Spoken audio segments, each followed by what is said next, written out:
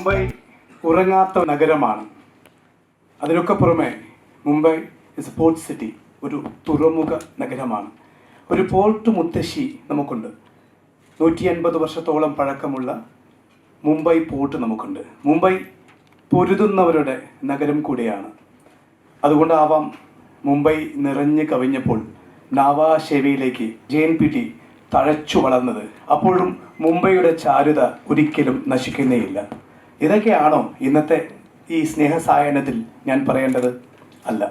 അഭൂതപൂർവമായി, ഒരുപക്ഷെ ഇതം പ്രഥമമായി ഒരു കോൺക്ലേവ് നടക്കുകയാണ്. Conclave on logistics and supply chain. Why? എന്തിന് എന്നാണ് ആദ്യ ചോദ്യം. ഇന്ത്യയുടെ ലോജിസ്റ്റിക്സ് കോസ്റ്റ് ഏതാണ്ട് 13, 14, 15, 16% വരെയാണ് GDP എന്ന് പറയപ്പെടുന്നു. It varies from 12 to 16. മറിച്ച് വികസിത രാഷ്ട്രങ്ങൾ എന്ന് പറയപ്പെടുന്ന US-ന്റെയും ചൈനയുടെയൊക്കെ it's just about 9% to 7%. Again it varies. അങ്ങനെയപ്പോൾ ഇന്ത്യയുടെ ലോജിസ്റ്റിക്സ് ഒരു വളരെ രസമുള്ള കാര്യം പറയാൻ, കുറച്ച് വർഷങ്ങൾക്ക് മുമ്പ്, maybe 10 years ago, logistics freight ഫോർവേഡിങ്ങിൽ ഏറ്റവും കൂടുതൽ മാർക്കറ്റ് ഷെയർ ഉള്ള കമ്പനി ഏതെന്ന് ചോദിച്ചപ്പോൾ അദ്ദേഹത്തിൻ്റെ മാർക്കറ്റ് ഷെയർ ഇറ്റ് വാസ് 1%. ഞാൻ ഇത് പറയുന്നതിന് കാരണം 1% മാത്രമാണ് ലീഡ് ചെയ്യുന്ന ഒരു സപ്ലൈ ചെയിൻ കമ്പനിയുടെ അല്ലെങ്കിൽ ഫ്രൈറ്റ് ഫോർവേഡറിൻ്റെ മാർക്കറ്റ് ഷെയർ എങ്കിൽ എത്രമാത്രം ശിഥിലീകൃതമാവണം, ഡിസഇൻറ്റഗ്രേറ്റഡ് ആവണം, അല്ലെങ്കിൽ ഫ്രാഗ്മെൻറ്റഡ് ആണ് ഇന്ത്യയുടെ ലോജിസ്റ്റിക്സ് സ്ട്രക്ചർ എന്നാണ്. അതുകൊണ്ട് തന്നെയാണ് Y the minister chosen the topic on conclave on logistics and supply chain. പിന്നെ ഏതാണ്ട് 17ഓളം ഡൊമസ്റ്റിക് പോർട്ടുകളുള്ള കേരളത്തിൻ്റെ ചരിത്രം കുഞ്ഞാലിമരക്കാർ മാത്രമല്ല, ഒരുപക്ഷെ പ്രിയദർശൻ പറഞ്ഞതിനും അപ്പുറമുള്ള സാമൂതിരിയുടെ രാജവാഴ്ചയ്ക്കും അപ്പുറം കേരളത്തിന് അതിൻ്റേതായൊരു നാവിക ചരിത്രമുണ്ട്, തുറമുഖ ചരിത്രമുണ്ട്. അത്തരം ചരിത്ര സ്മൃതികളിൽ വിസ്മൃതികളിൽ ആരാതിരിക്കുവാനും അതിന് പുതിയതായ ഒരു ബിസിനസ്സിൻ്റെ മാനം നൽകുവാനുമായാണ് ഇവിടെ ഇത്തരം ഒരു കോൺക്ലേവ്. ആൻഡ് ഈ ഉറങ്ങാത്തവരുടെ നഗരം, this maritime city, this port city will constructively contribute towards Kerala. നമ്മുടെ സ്വന്തം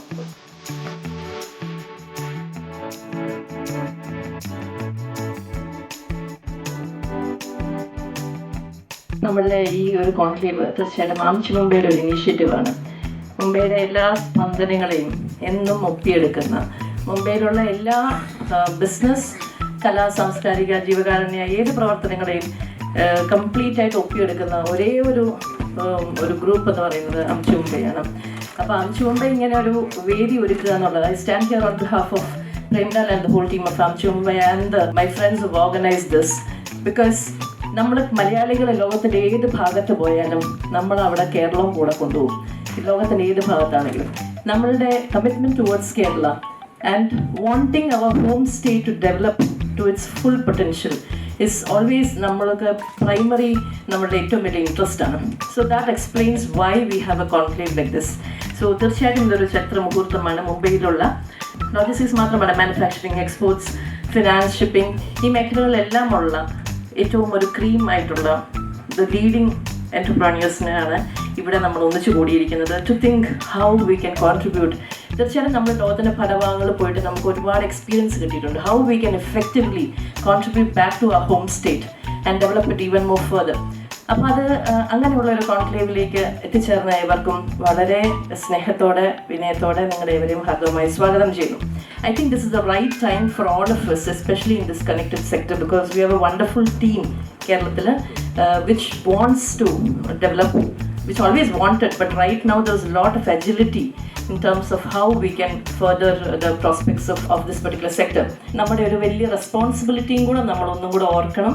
That how, I mean, all our suggestions, if they can be more focused towards how we can collaborate with Government of Kerala in terms of development, plus how we can give them or give leads in terms of how the land, അവർ നമ്മുടെ home state എങ്ങനെ develop ചെയ്യാൻ പറ്റുന്നുള്ള ലീഡ്സും കൊടുക്കാനായിട്ടുള്ള റെസ്പോൺസിബിലിറ്റിയും കൂടി ഓർമ്മിപ്പിച്ചുകൊണ്ട് ഏവരെയും ഒരിക്കൽ കൂടി സ്നേഹപൂർവ്വം സ്വാഗതം ചെയ്യുന്നു. Thank you. എന്തുകൊണ്ടാണ് ലോജിസ്റ്റിക്സിൽ ഒരു TCS ഇല്ലാതെ പോയത്? എന്തുകൊണ്ടാണ് ഒരു പോർട്ട് കമ്പനിയിൽ ഇൻഫോസിസ് പോലെ ഒരു കമ്പനി ഇല്ലാതെ പോയത്? ഇത്തരം ചോദ്യങ്ങൾ ഒരുപക്ഷെ ഉത്തരങ്ങൾ നമുക്ക് കിട്ടുമായിരിക്കാം. കാരണം നേരത്തെ പറഞ്ഞ ലോജിസ്റ്റിക്സ് കോസ്റ്റ്, GDP, ഇങ്ങനെ ഒരുപാട് കാര്യങ്ങളുണ്ട്. പിന്നെ ഡ്രഡ്ജിങ്, ചളികൾ മൂടിയ കപ്പൽ ചാലുകൾ എങ്ങനെ മാറ്റാൻ കഴിയും? എന്താണ് സലീം കുമാർ സാറിൻ്റെ മനസ്സിലുണ്ടാവുക? കാരണം പ്രിയ പറഞ്ഞതുപോലെ സമയം ഇത് അപൂർവമായ സമയമാണ്, എല്ലാം ശരിയായ സമയമാണ്. So minister Ahamed Devarkovil would be really keen to listen what you guys have to say. ആദ്യമായിട്ട് ഞാൻ ഇവിടെ ക്ഷണിക്കുന്നത് പ്രകാശ് ദിവാകരൻ ഒരു മാനേജ്മെന്റ് ഗുരു ആണ്. ഇന്ത്യയുടെ തെക്ക് പടിഞ്ഞാറൻ തീരത്ത് 370-ലധികം വ്യാപിച്ചു കിടക്കുന്ന കേരളത്തിലെ 33 ദശലക്ഷത്തിലധികം വരുന്ന ജനങ്ങൾ അധിവസിക്കുന്ന ദക്ഷിണേന്ത്യയിൽ നേരത്തെ അദ്ദേഹം പറഞ്ഞതുപോലെ തന്നെ ഏകദേശം കൊച്ചി എന്ന് പറയുന്ന ഒരു പോർട്ട് നിലവിലുണ്ട്. ട്രാൻസ്ഷിപ്മെൻറ്റിനും അതുപോലെ തന്നെ അന്താരാഷ്ട്ര ചാനലുകളൊക്കെ ഉള്ള ഒരു വളരെയധികം എടുക്കാൻ കഴിയുന്ന ഒരു പോർട്ടും അടക്കമുള്ള ഒരു കേരളത്തിൽ നമുക്ക് ബിസിനസ് ഇന്ന് മുംബൈയെ പോലെ അല്ലെങ്കിൽ പൂനെയെ പോലെ മറ്റുള്ള സംസ്ഥാനങ്ങളെ പോലെ നമ്മൾക്ക് ബിസിനസ് ഡെവലപ്പ് ചെയ്യാൻ കഴിഞ്ഞിട്ടില്ലെങ്കിൽ എന്തുകൊണ്ട്, അതിന് നാം എന്ത് ചെയ്യണം എന്നുള്ളതിനെക്കുറിച്ച് വിശദമായ ഒരു ചർച്ചയ്ക്കാണ് നാം ഇവിടെ കൂടിയിരിക്കുന്നത്. ശരിക്കും പറഞ്ഞാൽ സപ്ലൈ ചെയിൻ എന്ന് പറയുന്നത് എന്താണെന്ന് മനസ്സിലാക്കി തുടങ്ങുമ്പോൾ, അതായത് നമ്മൾ പറയുന്ന ഒരു ഗുഡ്സ് ആൻഡ് സർവീസസ്, ആ ഗുഡ്സ് ആൻഡ് സർവീസസും അതിൻ്റെ സ്ഥലങ്ങളും ഒക്കെ തന്നെ എത്രയും പെട്ടെന്ന് നമ്മുടെ മുന്നിൽ എത്തുക, അങ്ങനെ എത്തിക്കഴിയുമ്പോൾ അത് റോ മെറ്റീരിയൽ ആയിരിക്കാം, ബോട്ട് ഔട്ട് ഐറ്റംസ് ആയിരിക്കാം, അതല്ലെങ്കിൽ മറ്റുള്ള പ്രോഡക്ട്സ് ആയിരിക്കാം. ഇങ്ങനെയുള്ള മെറ്റീരിയലിനെ നമ്മളുടെ ഫാക്ടറിയിൽ എത്തിക്കുക, എത്രയും വേഗം എത്തിക്കുക. ജസ്റ്റ് ഇൻ ടൈമിൽ കസ്റ്റമറിന് സപ്ലൈ ചെയ്യേണ്ട വലിയ ഭാരിച്ച ഉത്തരവാദിത്തമുള്ള ഈ കാലഘട്ടത്തിലാണ് നാം കഴിയുന്നത്. ഇപ്പം ഓട്ടോമൊബൈൽ സെക്ടറിനെ സംബന്ധിച്ച് നോക്കിക്കഴിഞ്ഞാൽ അവർ തരുന്ന ഓർഡർ എന്ന് പറയുന്നത് അവരുടെ കമ്പനികളിൽ എവരിഡേ മോർണിംഗിൽ അവർ വന്ന് കളക്ട് ചെയ്യുന്നത്. നമ്മൾ ഇന്ത്യയിൽ ഇരുന്നു കൊണ്ട് ചൈനയ്ക്കോ അതല്ലെങ്കിൽ ജർമ്മനിയിലോ US-ലോ നമ്മളൊരു മെറ്റീരിയൽ കൊടുക്കുകയാണെങ്കിൽ ആ മെറ്റീരിയൽ നമ്മളുടെ തന്നെ ഓണർഷിപ്പിലുള്ള ഒരു വെയർ ഹൗസിൽ വെച്ചിട്ട് ആ മെറ്റീരിയൽ ഡെലിവറി ചെയ്യേണ്ട ഉത്തരവാദിത്തമാണ് ലോജിസ്റ്റിക്സിൽ എന്നുള്ളത്. എന്ന് വെച്ചാൽ അവർ സെയിം ഡേ വന്ന് ജസ്റ്റ് ഇൻ ടൈമാണ് മെറ്റീരിയൽ പിക്ക് ചെയ്യുന്നത്. അപ്പോൾ ഈ മെറ്റീരിയൽ കൃത്യസമയത്ത് എത്തിക്കുക എന്നുള്ള ഭാരിച്ച ഉത്തരവാദിത്തം, അതിൻ്റെ പിന്നിലുണ്ടാവുന്ന വളരെയധികം പ്രയത്നങ്ങൾ, മെറ്റീരിയൽ നമ്മൾ ഓർഡർ ചെയ്യുന്ന റോ മെറ്റീരിയൽ അടക്കം, ബോട്ട് ഔട്ട് ഐറ്റം അടക്കം, അതിൻ്റെ പല പ്രോസസ്സുകളൊക്കെ കൂടി ചേർത്ത് ഇതിനെ ഒരു ചെയിനായി കൊണ്ടുപോകേണ്ട ഉത്തരവാദിത്തമുള്ള ആളുകളാണ് സപ്ലൈ ചെയിൻ എന്ന് പറയുന്നത്. അതേ സപ്ലൈ ചെയിനിൻ്റെ വളരെ പ്രധാനപ്പെട്ട ഒരു കണ്ണിയാണ് ലോജിസ്റ്റിക്സ് എന്ന് പറയുന്നത്. ഇപ്പോൾ ലോജിസ്റ്റിക്സിലെ കൂടുതൽ ആൾക്കാർ ഇവിടെ ഉണ്ടെന്നാണ് എനിക്ക് വിശ്വസിക്കാൻ കഴിയുന്നത്. പക്ഷേ ഞങ്ങളൊക്കെ തുടങ്ങിയ സമയത്ത് ഈ സപ്ലൈ ചെയിൻ ലോജിസ്റ്റിക്സ് എന്നൊക്കെ പറയുമ്പോൾ ആർക്കും മനസ്സിലാവാത്ത ഒരു കൺസെപ്റ്റ് ആയിരുന്നെങ്കിൽ ഇപ്പോൾ അത് വളരെ വലിയ ഒരു പടർന്ന് പന്തലിച്ച് എല്ലാവരും അതിനെക്കുറിച്ച് ശ്രദ്ധിക്കുന്ന ഒരു കാലഘട്ടത്തിലൂടെയാണ് ഞാൻ പോകുന്നത്. ഇപ്പോൾ കൊച്ചിയിലെ സാധ്യതകൾ നമുക്കറിയാം. അവിടുത്തെ ഏറ്റവും സേഫസ്റ്റ് ആയിട്ടുള്ള ഷിപ്പിനൊക്കെ വന്ന് ഇത് ചെയ്യാൻ പറ്റുന്ന നങ്കൂരിടാൻ കഴിയുന്ന ഒരു സ്ഥലം കൂടിയാണ് കൊച്ചി. പക്ഷേ ഇതൊക്കെ ഉണ്ടായിട്ടും ഇത്രയും ഏകദേശം 597 കിലോമീറ്റർ നീണ്ടു കിടക്കുന്ന സീ പോർട്ട് ഉണ്ടായിട്ട് കൂടിയും തീരപ്രദേശങ്ങൾ ഉണ്ടായിട്ട് കൂടിയും നമ്മളുടെ ബിസിനസ് അല്ലെങ്കിൽ വ്യവസായ മേഖല എന്തുകൊണ്ട് കേരളത്തിൽ വേണ്ടതുപോലെ വളർന്നില്ല എന്നുള്ളത് വളരെ വിമർശനാത്മകമായി, അത് രാഷ്ട്രീയത്തിന് അതീതമായി നാം ചിന്തിക്കേണ്ട കാലം കൂടിയാണ് ഇത്. നമ്മുടെ ഗവൺമെൻറ് സ്റ്റാർട്ടപ്സിന് ഒരുപാട് കാര്യങ്ങൾ കൊടുക്കുന്നു. പ്രത്യേകിച്ച് വുമൺ എൻ്റർപ്രണേഴ്സിന് സ്റ്റാർട്ടപ്സിൻ്റെ ലോൺസ്, അതായത് 15 lakhs സംതിങ് അങ്ങനെയുള്ള കാര്യങ്ങൾ, അതുപോലെ തന്നെ പർച്ചേസ് ഓർഡറിന് അനുസരിച്ചിട്ടുള്ള കുറേ ഇതങ്ങനെ ഒരുപാട് കാര്യങ്ങൾ ചെയ്യുന്നുണ്ട്. പക്ഷേ ഇത് ജനങ്ങളിലേക്ക് എത്തിയോ എന്ന് ചോദിച്ചാൽ അത് ജനങ്ങളെക്കാൾ ഉപരി ഇൻഡസ്ട്രിയിലേക്ക് എത്തിയോ, അല്ലെങ്കിൽ സേഫറായിട്ട് ഒരു ബിസിനസ് ചെയ്യാനുള്ള സാഹചര്യം കേരളത്തിലുണ്ട് എന്നുള്ള അത് ബോധ്യപ്പെടുത്തേണ്ട ബാധ്യത കൂടി നമ്മുടെ ഗവൺമെൻറ്റിന് ഉണ്ട്. കഴിഞ്ഞ 6 വർഷക്കാലം നല്ല രീതിയിൽ ഇൻഡസ്ട്രീസിനെ പ്രോത്സാഹിപ്പിക്കുകയും പ്രത്യേകിച്ച് വിൽക്കപ്പെടുന്ന പൊതുമേഖലാ സ്ഥാപനങ്ങളെ കൂടി കേരള ഗവൺമെൻറ്റിൻ്റെ അധീനതയിൽ കൊണ്ടുവന്ന് ബിസിനസ്സിനെ പുനരുജ്ജീവിപ്പിക്കുന്ന ഒരു ഗവൺമെൻറ്റാണുള്ളത്. അപ്പം ഈ പറയുന്ന ലോജിസ്റ്റിക്സിൻ്റെ കാര്യം പറയുമ്പോൾ മറ്റൊന്നുകൂടി പറയേണ്ടതായിട്ടുണ്ട്. ഞാൻ നേരത്തെ പറഞ്ഞ ജസ്റ്റ് ഇൻ ടൈം എന്ന് പറയുന്ന കൺസെപ്റ്റ്, ഈ ജസ്റ്റ് ഇൻ ടൈം എന്ന് പറയുന്ന കൺസെപ്റ്റ് കേരളത്തെ സംബന്ധിച്ചിടത്തോളം നമുക്കിപ്പോൾ മനസ്സിലാക്കാൻ കഴിയുന്നത്, അല്ലെങ്കിൽ നമ്മളിപ്പോൾ ബോധ്യപ്പെടുത്തതാണ്, നമ്മുടെ റോഡുകളെല്ലാം നല്ല രീതിയിലാണ്. ഇത് ബിസിനസ്സിന് വളരെയധികം ഇമ്പോർട്ടൻ്റ് ആണ്. ആരും പറയുന്നില്ല ഈ റോഡൊക്കെ നന്നാക്കി എന്ത് കൊടുക്കാനാ, ഇതിന് വീതി കൂട്ടി എന്ത് കൊടുക്കാനാ, അല്ലെങ്കിൽ വേഗത എന്തിനാന്നൊക്കെ ചോദിക്കുന്നവരുണ്ടാവും. പക്ഷേ ഇവരൊക്കെ മനസ്സിലാക്കേണ്ട ഒരു കാര്യമുണ്ട്, നമുക്ക് സ്പീഡിലെത്തണം. അതായത് നമുക്ക് ഇൻവെൻട്രി ഒരുപാട് സ്റ്റോർ ചെയ്യാൻ പറ്റില്ല ഇന്നത്തെ കാലത്ത്. ഇൻവെൻട്രി എന്ന് പറഞ്ഞാൽ ഡെഡ് ഇൻവെൻട്രി എന്ന് പറഞ്ഞാൽ നമ്മുടെ പ്രോഫിറ്റ് പോയി എന്നാണ് അർത്ഥം. അത് മാധവൻ സാറിനൊക്കെ അറിയാൻ പറ്റും. അതുകൊണ്ട് ഇൻവെൻട്രി കൂട്ടി വെക്കാൻ നമുക്ക് പറ്റില്ല. അതുകൊണ്ട് എല്ലാവരും ചെയ്യുന്നത് ജസ്റ്റ് ഇൻ ടൈമാണ്. പക്ഷേ നമുക്ക് കറക്റ്റ് സമയത്ത് മെറ്റീരിയൽ എത്തിക്കണം. അതിന് നമുക്ക് വേഗത വേണം. ആ വേഗതയ്ക്ക് വേണ്ട റോഡുകൾ ഇപ്പോൾ കേരളത്തിൽ കൊച്ചിയിലായാലും ഇൻഡസ്ട്രിയൽ ഏരിയയിലായാലും അതുപോലെ തന്നെ തിരുവനന്തപുരത്തൊക്കെ ആയാലും ഞാൻ ഏകദേശം കുറച്ച് സഞ്ചരിച്ചു. അപ്പോൾ എനിക്ക് വളരെയധികം സന്തോഷമാണുള്ളത്. അതിന് ഞാൻ ഗവൺമെൻറ്റിനോട് നന്ദി പറയുന്നു. പ്രത്യേകിച്ച് നല്ല റോഡുകൾ, ഇപ്പോൾ വളരെ വേഗത്തിൽ പോകാൻ കഴിയുന്ന റോഡുകൾ. ഇനി കേരളയിലൊക്കെ വരാൻ പോകുന്നു, അതും വരട്ടെ. അത് വന്നു കഴിഞ്ഞാൽ കുറച്ചുകൂടി ലോജിസ്റ്റിക്സ് നല്ലതാവും. ഇപ്പോൾ ഈ ആമസോണിൻ്റെ ഈ പാൻഡമിക് സിറ്റുവേഷൻ കഴിഞ്ഞിട്ട് പോലും ആമസോൺ എത്ര വലുതായിട്ടാണ് രംഗപ്രവേശം ചെയ്തിരിക്കുന്നത് നോക്കൂ. അതായത് ഇന്ന് നമ്മളൊരു ഓർഡർ ഇവിടെ നിന്ന് ചെയ്താൽ നാളെ രാവിലെ കേരളത്തിൽ നമ്മൾ എവിടെയാണോ പറയുന്നത് അവിടെ കൊണ്ട് കൊടുക്കും. അത് മൊബൈൽ ആയാലും കൊള്ളാം, എന്തായാലും കൊള്ളാം. അത്തരത്തിൽ അന്താരാഷ്ട്ര ലെവലിൽ ആമസോൺ പോലുള്ള കമ്പനികൾ വരുമ്പോൾ നമ്മൾക്കും മുന്നോട്ട് പോയേ പറ്റുകയുള്ളൂ. അതിനനുസരിച്ചിട്ടുള്ള ഒരു ഉദ്ദേശം, അതായത് ഒരു പൊളിറ്റിക്കൽ സാഹചര്യം നമ്മുടെ കേരളത്തിൽ ഉണ്ട് എന്നുള്ള, അല്ലെങ്കിൽ കേരളത്തിൻ്റെ ഗവൺമെൻറ് അതിന് പ്രതിജ്ഞാബദ്ധമാണെന്നുള്ളത് ബോധ്യപ്പെടുത്തേണ്ട ബാധ്യത നമ്മൾക്കുണ്ട്. റോഡ്സ് മെയ്ഡ് USA എന്ന് പറയാം. പാതകളാണ് അമേരിക്കയെ ഉണ്ടാക്കിയതെന്ന് പറയുന്നത് പോലെ സ്പീഡിനെ കുറിച്ച്, കോസ്റ്റ് എഫിഷ്യൻസ്, വേഗതകളെ കുറിച്ച് പറഞ്ഞതിൽ വളരെ കൃത്യമായ സംഗതി, ഒരു ഷാർപ്പ്. അതൊന്നും മാത്രമല്ല, ഇന്ന് അദ്ദേഹം പറഞ്ഞത് communicate to the larger public or larger investors about the changed political environment. It is must എന്നൊരു സന്ദേശമാണ് അദ്ദേഹം ഇവിടെ നൽകിയത്. And he mentioned about Amazon also. The kind of warehousing is like equaling towards multiple football grounds. എങ്ങനെയാണ് Amazon ഒരു warehouse സംസ്കാരം ഉണ്ടാക്കുന്നത്, എങ്ങനെയാണ് ആമസോൺ അതുവഴി ഇ കോമേഴ്സിനെ അർത്ഥപൂർണമായ പുതിയ തലങ്ങളിലേക്ക് എത്തിക്കുന്നത് എന്ന് പഠിക്കേണ്ടിയിരിക്കുന്നു. DPL എന്ന സങ്കല്പം ഇപ്പോൾ പഴകി പോയിരിക്കുന്നു. 9PLലേക്കും 15PLലേക്കും കാലങ്ങൾ വരുന്നൊരു കാലഘട്ടത്തിലേക്ക് കേരളം തയ്യാറായോ എന്ന പ്രസക്തമായ ചോദ്യമാണ് അദ്ദേഹം ഉയർത്തിയിരിക്കുന്നത്. That is really coming from a management guru. When you really study about lean supply chain methods, modes, you would say that. Thank you so much for that. And he also said one more thing. സലാലയിലും ദുബായിലും സിംഗപ്പൂരിലും മാത്രം പോരാ, എൻ്റെ നാട്ടിലും, നേരത്തെ പറഞ്ഞ പച്ചകുത്തിയ എൻ്റെ നാട്ടിലും let mothership call, വലിയ എമ്മാമസ്കിനും വലിയ കപ്പലുകൾ വരട്ടെ, ഹോങ്കോങ്ങിലും വലിയ കപ്പലുകൾ വരട്ടെ, റോട്ടർഡാമിലും ഉള്ള കപ്പലുകൾ വരട്ടെ, കപ്പൽ ചാലുകൾ ആഴമേറിയതാവട്ടെ എന്നാണ് അദ്ദേഹം പറയുന്നത്. I think minister will take a key note of it. Dredging is not an easiest one.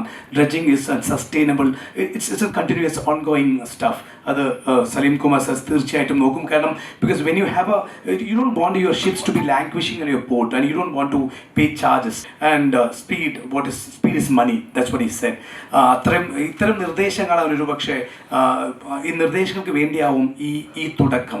അതുകൊണ്ട് so without wasting much time let me ഇനി അടുത്ത നിർദ്ദേശങ്ങളിലേക്ക്, അടുത്ത അർത്ഥപൂർണമായ നിർദ്ദേശങ്ങൾ നൽകുവാനായി നേരത്തെ പറഞ്ഞ പോലെ ഷിപ്പിങ്ങിൻ്റെ പുതിയ മാനങ്ങൾ കണ്ടെത്തുകയും എങ്ങനെയാണ് കോസ്റ്റ് എഫിഷ്യൻ്റായി ഷിപ്പിംഗ് ചെയ്യണമെന്ന് മലയാളികൾ കൂടി പഠിപ്പിച്ച ഒരു അദ്ദേഹമുണ്ട്. അദ്ദേഹത്തിൻ്റെ പേര് അജയ് തമ്പി എന്നാണ്. നേരത്തെ പറഞ്ഞ പോലെ മിനിസ്റ്ററിൻ്റെ അതേ ഇൻഫെക്ഷ്യസ് സ്മൈൽ നിങ്ങൾ കൂടി പടർത്തുന്നതോടൊപ്പം തന്നെ അല്പം തിക്തമായ കാര്യങ്ങളാണെങ്കിൽ പോലും അതും ഇവിടെ പറയുവാൻ വേണ്ടി അജയ് തമ്പി സാർ ക്ഷണിക്കുന്നു.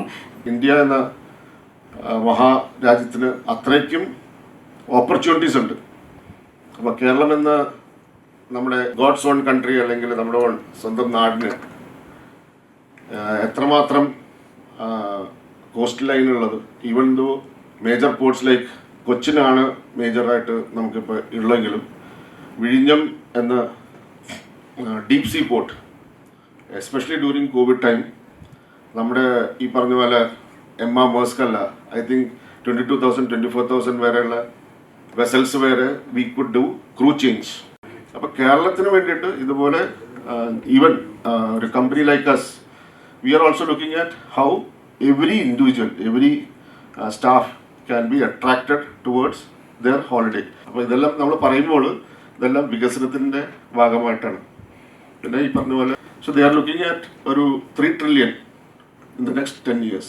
അപ്പം അതിന് വേണ്ടത് എല്ലാ ഈ പറഞ്ഞ പോലെ ഇവിടെ കൂടിയേക്കണ ഫോറം അല്ലെങ്കിൽ we can include the chamber of commerce അല്ലെങ്കിൽ അതുപോലത്തെ എല്ലാവരും കൂടിയിട്ട് we can have A package. And definitely അത് വന്നിട്ടൊരു മാസ്റ്റർ പ്ലാനോ അതിന് വേണ്ടിയിട്ടുള്ള ഒരു സ്ട്രാറ്റജിക് ബിസിനസ് പ്ലാനോ തരാൻ we are always willing. Think big എന്നാണ് അജയ് സാർ പറഞ്ഞത്. പക്ഷെ അതേസമയം തന്നെ E.F. ഷൂമാക്കർ പറഞ്ഞൊരു തത്വമുണ്ട്, സ്മോൾ ഈസ് ബ്യൂട്ടിഫുൾ എന്നും. കേരളം എത്ര സമത്വ സുന്ദരമായ ഒരു നാടാണ്. ആ നാട്ടിലേക്ക് സാറ് പറഞ്ഞ മൾട്ടി മോഡൽ ലോജിസ്റ്റിക്സ് ആവട്ടെ, അഗ്രി സോൺ ആവട്ടെ, ICD ആവട്ടെ, CFS ആവട്ടെ, അല്ലെങ്കിൽ ഇൻലാൻഡ് ഷിപ്പിംഗ് ആവട്ടെ, കോസ്റ്റൽ ഷിപ്പിംഗ് ആവട്ടെ, റോഡ്സ് ആവട്ടെ, റെയിൽ ആവട്ടെ, റീഫർ ട്രാൻസ്പോർട്ടേഷൻ ആവട്ടെ, എല്ലാത്തിനും അപാരമായ സാധ്യതകളുള്ള നാടാണ്. ഒരുപക്ഷെ മിനിസ്റ്ററുടെ മനസ്സും സലീം കുമാർ സാറിൻ്റെ മനസ്സും പറയുന്നത് തന്നെയാണ്, since you got 35% CAGR, come and be part of the master plan. Minister കഴിഞ്ഞ ഞാൻ നേരത്തെ പറഞ്ഞതുപോലെ ഒരു ചെവിയിൽ കൂടെ കേട്ട് മറ്റൊരു ചെവിയിൽ കൂടെ വിടുന്ന ആളല്ല എന്ന് പറയുകയും അന്ന് തന്നെ ഈ ചടങ്ങിൽ ഇതേ വേദിയിൽ നിന്ന് മറുപടി പറയുകയും ചെയ്തു. C didn't ran away from solutions. As he rightly said, from a service provider, solution provider, he was providing solutions, and he was in the process of making a master plan to make the God's own country really a God's own country. So please stay invested in Kerala. As I said, ICD, CFS, multimodal transportation, Kerala is the place. It's awakening, it's land of awakening now. ഇപ്പോൾ കൃത്യമായ നിയതമായ രൂപങ്ങളുള്ള determined ആയ ഒരു സർക്കാരുണ്ട്. ആ സർക്കാരിന് വേണ്ട ദിശാമാർഗ്ഗങ്ങൾ നൽകാനുള്ള അറിവുള്ള ആളുകളുണ്ട്, പിന്നെ നിങ്ങളുമുണ്ട്. So thank you so much, sir. And you were very comfortable. With the moment you started announcing, you were like on your rhythm. You got back your rhythm. Thank you so much. And stay invested in Kerala. I'm talking on behalf of Salim Kumar and കാരണം അതാണ് ഹൃദയം പറയുന്നത്. So let me invite Suresh Kumar Madhusoodanan. ഞാനൊരു ലോജിസ്റ്റിക്കിൻ്റെ എക്സ്പെർട്ടോ supply ചെയിൻ്റെ എക്സ്പെർട്ടോ അല്ല. I M N HR consultant having experience in the tourism industry for more than 30 years of as a Chamber of Commerce Secretary General. എന്നെ ഇവിടെ invite ചെയ്തതാണ്. അപ്പോൾ I did A research on the supply chain and logistic. With that details, I am going to present certain points where it can be benefited for our state of Kerala. ഏതൊരു രാജ്യത്തിൻ്റെയും വികസനത്തെ നമ്മൾ പ്രതിപാദിക്കുമ്പോൾ അവിടുത്തെ per capita income, GDP, അവിടുത്തെ literacy level, അവിടുത്തെ സിറ്റിസൺസിൻ്റെ health, ഇതാണ് നമ്മൾ പൊതുവെ നമ്മൾ എപ്പോഴും പറയുന്ന കാര്യങ്ങൾ. പക്ഷെ ഒരു രാജ്യത്തിൻ്റെ പുരോഗതിയെക്കുറിച്ച് നമ്മൾ ചിന്തിക്കുമ്പോഴോ അല്ലെങ്കിൽ അതിനെക്കുറിച്ച് പഠിക്കുമ്പോഴോ നമുക്ക് മനസ്സിലാകുന്ന കാര്യം എന്ന് പറഞ്ഞു കഴിഞ്ഞാൽ അവിടുത്തെ infrastructure, transportation, logistic and supply chain. ഇപ്പോൾ നമ്മുടെ ഈ കൊമേഴ്സിൻ്റെയും ഡിജിറ്റലിൻ്റെ വേൾഡിൻ്റെയും സമയത്ത് സപ്ലൈ ചെയിനിൻ്റെയും ലോജിസ്റ്റിക്കിൻ്റെയും ഇമ്പോർട്ടൻ്റ് വളരെ വലുതാണ്. എന്തായാലും അംശി മുമ്പേ ഇങ്ങനെ ഒരു കോൺക്ലേവ് സംഘടിപ്പിക്കാൻ തീരുമാനിച്ചത് വളരെ ഒരു നല്ല തീരുമാനം തന്നെയാണ്. കാര്യം ഇതൊരു വളരെ ഇമ്പോർട്ടൻ്റ് ആയിട്ടുള്ള ഒരു സബ്ജക്റ്റാണ്. ഞാൻ പറഞ്ഞു, ഞാനൊരു HR രംഗത്ത് പ്രവർത്തിക്കുന്ന ഒരു വ്യക്തിയാണ്. എനിക്ക് ഇന്ത്യയിൽ തന്നെ ഏറ്റവും മികച്ച പോർട്ട് ഓപ്പറേറ്ററുമായിട്ട് ഞങ്ങൾ റിക്രൂട്ട്മെൻറ്റ് സ്റ്റാർട്ട് ചെയ്തിട്ടുണ്ട്. അവരുടെ 13 പോർട്സിൻ്റെ റിക്രൂട്ട്മെൻറ്റ് നമ്മൾ ചെയ്യുന്നുണ്ട്, അഡാനി പോർട്സിൻ്റെ. പക്ഷെ ഒരു കാര്യം ഞാൻ മനസ്സിലാക്കിയതെന്ന് പറഞ്ഞു കഴിഞ്ഞാൽ ശരിക്കും വൈദഗ്ധ്യമുള്ളതും ക്വാളിഫൈഡ് ആയിട്ടുള്ള ആൾക്കാരുടെ അഭാവമാണ് ഇന്ന് ഇന്ത്യയിൽ നമ്മൾ ഫേസ് ചെയ്യുന്നത്. കാര്യം ഇപ്പോൾ പലരും ഏകദേശം 500 ഇൻസ്റ്റിറ്റ്യൂഷൻ സപ്ലൈ ചെയിൻ മാനേജ്മെൻറ്റ് പഠിപ്പിക്കുന്നുണ്ട്. പക്ഷേ നമുക്ക് ഇന്ന് ഏറ്റവും വലിയതായിട്ട് ഫേസ് ചെയ്ത കാര്യം ഞങ്ങളുടെ ഒരു വർഷത്തെ എക്സ്പീരിയൻസ് ആണ് അഡാനി പോർട്സുമായിട്ടുണ്ടായിരിക്കുന്നത്. പക്ഷെ പലപ്പോഴും നമുക്ക് പ്രോപ്പറായിട്ടുള്ള ക്വാളിഫൈഡ് ആയിട്ടുള്ള ആൾക്കാരെ കിട്ടുന്നില്ല എന്നുള്ളതാണ്. പക്ഷേ ഈ സപ്ലൈ ചെയിൻ ശരിക്കും ഒരു രാജ്യത്തിൻ്റെ വികസനം എങ്ങനെയാണെന്നുള്ള കാര്യം നമുക്ക് ചൈന മാതിരിയുള്ള രാജ്യങ്ങൾ നമുക്ക് മനസ്സിലാകുന്നതാണ്. കാര്യം ചൈനയിലെ ഇൻഫ്രാസ്ട്രക്ചറും സപ്ലൈ ചെയിനും ലോജിസ്റ്റിക്കും അവർ ഏത് ലോകോത്തര ലെവലിലേക്ക് എത്തിച്ചു എന്നുള്ള കാര്യം നമുക്ക് വ്യക്തമായ നമുക്ക് ധാരണ ഉള്ളതാണ്. അതിൻ്റെ കാരണം എന്ന് പറഞ്ഞാൽ ചൈനയിലുള്ള കുറഞ്ഞ ചിലവിലുള്ള ലേബേഴ്സും അവിടുത്തെ ടാക്സ് റിഫോംസും ബാക്കിയുള്ള സപ്പോർട്ട്സ് നമ്മൾ ആ ഇൻഡസ്ട്രിക്ക് കൊടുക്കുന്നതിൻ്റെ പ്രതിഫലനമാണ് നമ്മളിത് കാണിക്കുന്നത്. ചൈനയുടെ ഗ്ലോബൽ GDP 2002 4.6 ആയിരുന്നു. പക്ഷെ അത് 2020 ആയപ്പോഴത്തേക്ക് അത് 16% ആയി. അപ്പോൾ അത് 4 ടൈം ഗ്രോത്ത് ആണ് ഉണ്ടായിരിക്കുന്നത്. അത് അവിടുത്തെ റിഫോംസിനകത്ത് ഉണ്ടായിരിക്കുന്ന കാര്യങ്ങളാണ്. അതേമാതിരിയുള്ള റിഫോംസുകൾ നമ്മൾ ഇന്ത്യയിലും പ്രത്യേകിച്ചും കേരളത്തിലേക്ക് കൊണ്ടുവന്നു കഴിഞ്ഞു കഴിഞ്ഞാൽ ഇത് വളരെ രീതിയിൽ മുന്നോട്ട് നമുക്ക് കൊണ്ടുപോകാൻ പറ്റുമെന്നാണ് എൻ്റെ ഒരു പ്രത്യാശ. കോവിഡ് മൂലം ഈ ഇൻഡസ്ട്രി വളരെയേറെ സ്ട്രഗിളിലൂടെയാണ് പോയിക്കൊണ്ടിരിക്കുന്നത്. കാര്യം പല കാര്യങ്ങൾ ഇപ്പോൾ നമ്മൾ ആപ്പിളിൻ്റെ ഒരു കാര്യം ശ്രദ്ധിച്ചു കഴിഞ്ഞു കഴിഞ്ഞാൽ നമ്മളെല്ലാവരും കരുതിയിരിക്കുന്നത് ആപ്പിൾ എന്ന് പറയുന്ന ഒരു ഫോൺ അവർ മാനുഫാക്ചർ ചെയ്യുന്നതാണെന്നാണ്. പക്ഷേ ആപ്പിൾ എന്ന് പറയുന്ന ഒരു ഫോൺ മാനുഫാക്ചർ ചെയ്യുന്ന ഫോക്സ്കോൺ എന്ന് പറയുന്ന കമ്പനിയാണ്. അതിൻ്റെ പാർട്സ് 43 രാജ്യങ്ങളിൽ നിന്നാണ് ചൈനയിലേക്ക് വരുന്നത്. പ്രധാനമായിട്ട് അതിൻ്റെ ചിപ്സ് മാനുഫാക്ചർ ചെയ്യുന്നത് തൈവാനിലാണ്, റാം മാനുഫാക്ചർ ചെയ്യുന്നത് സൗത്ത് ആഫ്രിക്കയിലാണ്, അതിൻ്റെ ബോക്സസ് മാനുഫാക്ചർ ചെയ്യുന്നത് ചെക്ക് റിപ്പബ്ലിക്കിലാണ്. ഈ കോവിഡ് സമയത്ത് ലോക്ക്ഡൗണും പിന്നെ പൊളിറ്റിക്കൽ ഇൻസ്റ്റബിലിറ്റീസ് കാരണം തൈവാനിലുള്ള പ്രോബ്ലംസ് ഉണ്ടായി. മാനുഫാക്ചറിങ് രംഗത്തും ചിപ്സിൻ്റെ മാനുഫാക്ചറിങ്ങിനകത്തൊക്കെ പ്രോബ്ലംസ് ഉണ്ടായി. സൗത്ത് കൊറിയയിലും കണ്ടിന്യൂസ് ലോക്ക്ഡൗൺ ആയി കഴിഞ്ഞപ്പോഴത്തേക്ക് റാം മാനുഫാക്ചറിങ്ങും അവിടുന്ന് അത് ഇവിടേക്ക് എത്തിക്കാനുള്ള ബുദ്ധിമുട്ടുകളും. ചെക്ക് റിപ്പബ്ലിക്കിലാണെന്നുണ്ടെങ്കിൽ ട്രക്ക് ഡ്രൈവേഴ്സിൻ്റെ അഭാവം, അവരുടെ സ്ട്രൈക്കൊക്കെ കാരണം ഇത് എത്താൻ വൈകുന്നത് വളരെ ഒരു പ്രശ്നമായി. അപ്പോഴാണ് ശരിക്കും അതിൻ്റെ പ്രൈസ് കൂടുന്നത്. ഐഫോണിൻ്റെ പ്രൈസ് കൂടി, കാരണം ഡിമാൻഡ് കൂടുന്ന സമയത്ത് ഓട്ടോമാറ്റിക്കലി ഇത് പ്രൈസ് കൂടുകയാണ് ചെയ്യുന്നത്. പക്ഷെ അതേമാതിരിയുള്ള ക്രൈസിസ് ആണ് ശരിക്കും ഇവിടെ ലോജിസ്റ്റിക്കിൻ്റെ എക്സ്പെർട്സൊക്കെ ഇരിപ്പുണ്ട്. അപ്പോൾ അതിനെക്കുറിച്ചിട്ട് ഞാൻ പറയുന്നില്ലെങ്കിൽ പോലും ഫ്രൈറ്റ് കോസ്റ്റ് ഒക്കെ ഭയങ്കരമായിട്ട് കൂടിയതായിട്ടാണ് നമ്മൾ വാർത്തകൾ നമുക്ക് വായിക്കാൻ കഴിയുന്നത്. കാര്യം ചൈനയിൽ നിന്നും യുഎസിൻ്റെ വെസ്റ്റ് കോസ്റ്റിലേക്കുള്ള സ്പോട്ട് ബുക്കിങ്ങിനൊക്കെ $19,000 ഒക്കെ ആയതും 85.5% ഇൻക്രീസാണ് ലോജിസ്റ്റിക് കോസ്റ്റിനകത്ത് ഈ റീസെൻറ്റ് ടൈമിൽ ഉണ്ടായിരിക്കുന്നതൊക്കെ.